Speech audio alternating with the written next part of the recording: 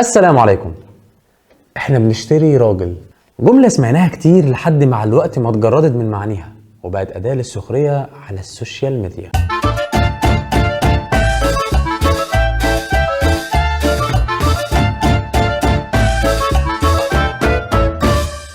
زمان لما كانت البنات تيجي تتجوز كانت كل أمانيهم إنه يكون صاحب دين وأخلاق، بس مع مرور الزمن بدأت الأهالي ترسخ فكرة إن الراجل ما يعيبوش إلا جيبه، وبعدها جت أجيال كتيرة مؤمنة بفكرة إن الراجل فعلا ما يعيبوش إلا جيبه، ومادام هيصرف ويقدر يفتح بيت فخلاص مش مهم اي حاجه تانية. يدخل العريس زي الباشا على اهل العروسه ويقول لهم انا معايا كذا وكذا وكذا واقدر اعيشها في مستوى كذا. فطبعا قدام كل المغريات دي بيوافق الاب وبيدي بنته لشخص ما يعرفش طباعه، ما يعرفش هل بنته هتكون سعيده ولا لا، المهم تعيش مرتاحه ماديا وبس. اكيد مش كل الناس بتفكر كده، لكن في فئه كبيره جدا مؤمنه بده، لحد ما البنات بقوا هم كمان مؤمنين جدا بفكره ان اتجوز واحد غني والفقير ده هيعمل لي ايه، مش مهم اخلاقه ولا صلاح دينه. وطبعا موافقه الاهالي على الكلام ده خلى الشريحه المؤمنه بالموضوع ده شريحه كبيره قوي. لكن في الواقع في صفات كتيره لازم تاخدي بالك منها قبل ما تقرري انت هتتجوزي البني ادم ده ولا لا.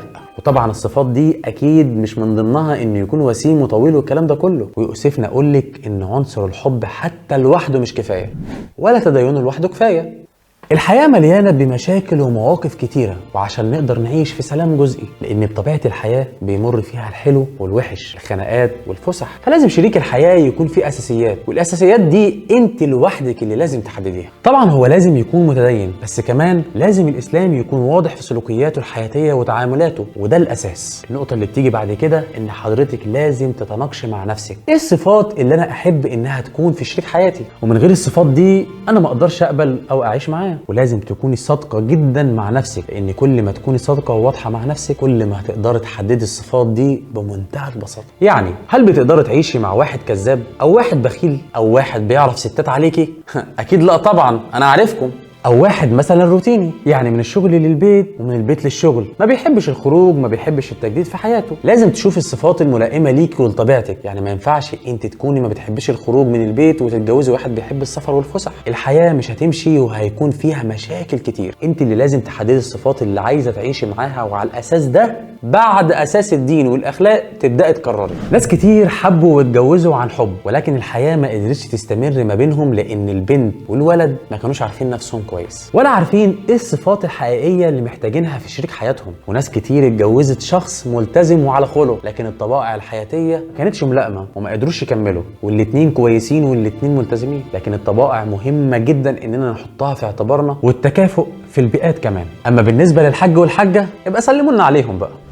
اللي بيرفضوا اي عريس ممكن تكون صفاته كويسه وملائمه عشان هو فقير ومش هيقدر يجيب. معلش سهلوا على الناس شويه عشان ربنا يسهلها عليكم. زي ما انتوا واخدين بالكم ظروف الحياه عموما كلها صعبه، انت نفسك يا حاج ما بقتش عارف تعيش من الغلا اللي احنا فيه، فما بالك بقى شاب لسه بادئ حياته هيكون معاه ايه. وعلى فكره الفلوس مش هي اللي هتخليك تنام على مخدتك وانت مطمن على بنتك انها مع راجل يقف معاها ويحميها ويكون سند ليها. اذا كانت كل حاجه فيه كويسه ما عدا الفلوس فمعلش اتنازل شويه وخليك في حدود المعقول. المهم ان بنتك تعيش في ستر راجل محترم يصونها ويحافظ عليها. تصعيب الزواج على الشباب واننا ما بنشوفش في اللي قدامنا غير الفلوس وبس خلى شباب كتير تبعد عن الحلال، وخلى مفاسد كتير تحصل في المجتمع، وكفايه الظروف الاقتصاديه اللي المجتمعات كلها بتمر بيها. ما تشاركش انت كمان في زياده الفساد ده. اما بالنسبه لك فما تتجوزيش اي حد والسلام، اتجوزي واختاري صح. شوفي انت محتاجه ايه وتقدري تدي ايه لشريك حياتك، وايه اللي مش في قدرتك انك تتحمليه او مش في قدرتك انك تديه للي قدامك. كل ما عرفتوا نفسكم صح كل ما الامور بقت اسهل في الاختيار، واللي بالتاكيد هيوصلنا ان الطلاق يكون اقل بكتير. مهم جدا عشان تعيشوا سعدة انكم تختاروا صح من البدايه. سلام عليكم.